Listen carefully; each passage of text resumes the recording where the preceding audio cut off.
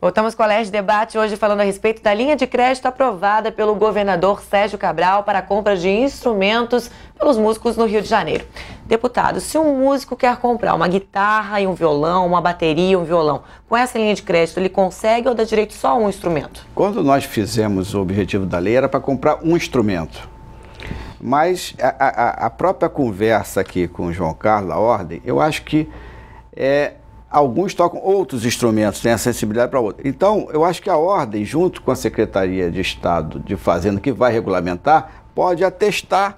O Luiz Martins toca violão e trombone, então faz parte desse instrumento. Eu sou favorável a ter, junto com a ordem, um parecer da ordem, encaminhando a Secretaria de Fazenda que aquele determinado músico tem mais de um instrumento. Eu acho que não há problema nenhum. Eu acho que o objetivo, quando eu falei inicialmente, por exemplo, quando também pensei na lei, foi que existia antigamente essas bandas nas escolas ou nas próprias prefeituras, existiam... como é que é? Fugiu a palavra agora. Concertos, né? Entre os municípios. Porque às vezes o cara precisa de mais de um instrumento. Então o objetivo nosso é atender o músico. Eu acho que essa lei é a primeira no Brasil. E eu acho que o governo do Estado, as pessoas que estão envolvidas ali, têm a sensibilidade de avaliar. Eu tenho certeza, se depender do secretário Renato Vilela, nós vamos conseguir atender ao máximo os nossos músicos e artistas. Ainda mais que o músico também, muitos deles são compositores, né? Verdade. São compositores. Às vezes ele precisa de um piano, mas precisa também de uma guitarra ou de um violão, ou até dos dois. Aí a regulamentação é que vai definir essa questão. A durabilidade de um instrumento e a manutenção dele é muito cara?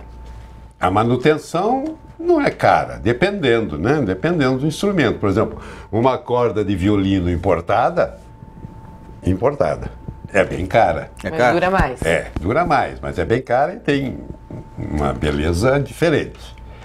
E uma palheta de instrumento de sopro também. Então, é variado, não dá para fazer uma tabela assim de preço. Mas a manutenção do instrumento, por exemplo, de um violino, é quase que um filho, que você tem que polir, tem que limpar, tem que guardar lá na caixinha, tem que fechar, depois tem que abrir. E é bastante dispendiosa, um bom instrumento. E quanto melhor o instrumento, melhor o cuidado, né? É verdade. É melhor o cuidado. Eu estava lendo esses dias e numa pesquisa mostrou que os músicos, por exemplo, em Londres, eles saem das suas casas com um instrumento particular, vão até as estações de metrô, fazem sua apresentação gratuita e as pessoas de livre e espontânea vontade doam e deixam ali o dinheiro que elas acham que podem doar, que o músico merece. Muitos sobrevivem disso. Aqui no Rio de Janeiro, dá para sobreviver assim ou não? Alguns, uns poucos, eu até conheço. Eu conheço até um sulista como eu, que com a sua sanfona, ele fatura aí uns 100, 150 por dia, mas é todo dia, e ele varia. Ele varia de bairro. Eu como moro na Tijuca, eu sempre o vejo na Tijuca. E tem outros, tem um aqui na boca do metrô. Aqui ali na Carioca, né? Na boca do metrô. Na Carioca. Ele sentado ali, ele toca o sax dele. Isso. É um sax. E a turma joga R$1, R$2, 10, tem gente que dá 10. E no fim do dia ele sobrevive, poucos. Agora a cultura nossa é que é ruim, né? Né? O estilo de vida. Então... Eu acho que isso vai mudar, Graziela. Eu acho que... porque o país vive um momento excepcional de 6 anos para cá, 7 anos. Passamos economicamente a Inglaterra. Eu acho que é uma questão cultural, o João colocou bem, e questão financeira. Eu acho que hoje as pessoas, como têm emprego, elas começam a ver de outra maneira, têm acesso a livros, têm acesso a outros instrumentos culturais que não existiam no passado. Isso veio desde o momento Lula e do governo do Estado. Então você vê o Estado do Rio pujante, eu acho que isso vai mudar. Eu acho que a tendência é mudar. Você já encontra na Carioca, ele encontra na Tijuca, vai encontrar ali no Largo do Machado, vai encontrar, mas sempre esperando que ele tenha realmente um local adequado para exercitar a sua arte. É isso que nós estamos buscando no estado do Rio de Janeiro, dando essas condições na linha de crédito. Mas eu acho que o país mudou e o estado do Rio de Janeiro, com toda certeza. Eu sou uma pessoa muito otimista, o que está acontecendo no estado do Rio de Janeiro vai mudar essa questão, e eu acho que alguns vão conseguir viver bem em função da sua música, mesmo sendo em cada esquina do nosso estado. Agora o talento, né, para o músico, o talento do músico, o talento para qualquer coisa, mas como estamos falando de músicos, o talento do músico às vezes obriga, puxa ele para a rua, ele quer se exibir, não importa onde. Não importa se você dá dinheiro ou não, muitas vezes, eu já vi pessoas cantarem na rua, aliás, até esqueci, na Praça São Espírito tem um cantor, ele é todo, coitado, aleijado, ele. Tem uma voz de barítono que é uma coisa. Ele canta o dia inteiro lá Eu vi na praça também, mas ele corre o Rio de Janeiro todo. Cantando, porque há uma necessidade da pessoa se mostrar, não é? Com certeza. Existe um preconceito, deputado? O senhor estava falando que o seu filho tem uma banda. O senhor tem filho, seu João? Tem banda também. Tem banda também. Existe um preconceito do filho falar, pai, eu quero ser músico. Aí o pai, ou quem não tem nada a ver com a música, quem não tem essa veia artística, falar, vai ser músico, mas vai se formar em engenharia, vai se formar em direito. Existe esse preconceito ainda? Eu tive um caso, meu filho é engenheiro. E no início eu queria que ele estudasse o oboé. Compramos o oboé, ele começou a estudar, passou com 10 na escola de música, no concurso para ingressar, estudou um pouco, aí um belo dia ele chegou com o estojinho do oboé, pai, vende porque isso não é minha praia. Minha praia é engenharia, e é um excelente engenheiro. O outro também estudou piano. Eu tenho 2 filhos. Estudou piano. Minha mulher também é musicista. E o outro estudou piano. Mas ele tem uma belíssima banda, Dreadnoks, que tem aí vários CDs gravados. E aí, cada um, você não pode impor. Impor não pode, né? Mas existe uma preocupação. Eu só corrigindo, meu filho não tem uma banda, é os amigos dele que tocavam e surgiu o relacionamento. Mas eu não sei se é um preconceito, porque o João Carlos vem de uma família de artistas, ele é barítono, toca, a esposa dele. Quando você vem de uma unidade familiar que não tem nenhum com essa expressão, as pessoas ficam preocupadas. Você vê, antigamente o cara, eu quero que meu filho seja engenheiro, seja médico. Hoje, com a oportunidade que o Brasil e o Rio de Janeiro está propiciando, hoje os tecnólogos têm muito mais emprego imediatamente do que a pessoa formada. Não é o caso, hoje está de falta de médicos, especialmente pediatras, engenheiros no estado do Rio de Janeiro está faltando no país todo.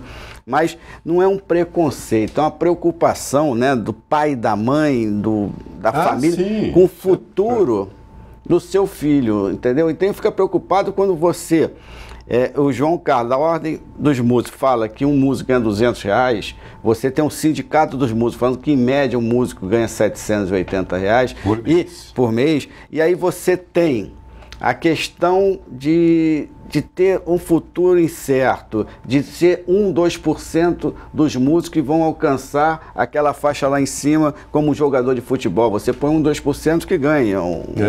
Então, há uma preocupação só com o futuro do seu filho. Então, não é uma preocupação, é sempre aquele carinho maior, né, claro, com os filhos, com os netos. Exato. Mas a gente tem que estimular. Tem que estimular. Entendeu? Que é uma veia belíssima, né? Mas enquanto nós estivermos aqui no Rio de Janeiro e torço para que haja também no Brasil outros homens assim, o deputado Luiz Martins e o nosso governador, que, aliás, ele é de uma família de artistas, né?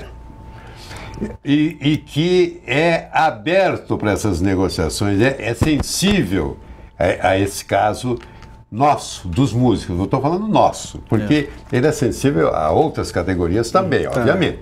Mas no nosso caso, nós somos privilegiados por isso. O governador tem. E agora a nossa presidenta, né, que nos dá esse presentão. Que isso tem que ser muito divulgado. E nós estamos divulgando. Hoje foi ótimo aqui, mas a divulgação vai continuar a nível nacional. Para aprender música ou para aprender um instrumento, qualquer pessoa pode ou tem que ter um dom? Não, meu bem, tudo na vida precisa de dom. Primeiro, Deus distribui os dons, não é verdade? Aliás, tivemos uma briga, tem um tempinho ainda, e tivemos uma briga aí a nível federal com ministros e tal, por causa disso, porque alguns ministros ousaram dizer que o músico já nasce pronto. Não precisa de escola, não precisa de ordem dos músicos, não precisa de nada. Bobagem, que engano, né? meu Deus. Deus distribuiu os talentos, inclusive para eles, inclusive para o político. É verdade. Para o político também. Agora, o que ele tem que fazer? Ele tem que ser um bom político, ele tem que ser inteligente, culto, etc, etc. O talento para a música também, você nasce com talento. Nasce com uma bela voz. Vai fazer o que com essa bela voz? Nada. Você vai ter que estudar, porque a voz é um dom. Mas o cantar é um talento. E saber cantar é uma ciência. Ciência. Você tem que estudar. Então, para o violino, para o político, para o ministro, para todo mundo. Então, se você nasce com uma bela voz, tem que estudar canto. O professor, tendo capacidade, vai te orientar direitinho, porque você é também um instrumento. É um instrumento que você não pode comprar, você já vem com ele, não é, deputado? Esse é o instrumento mais perfeito, é o instrumento da natureza, que é a voz humana. É o instrumento mais perfeito que existe. Mas você também tem que estudar. Você tem que saber que a voz tem locais que ela vibra de uma maneira, teus ossos ajudam, teus ossos do crânio. Enfim, é um estudo que é longo,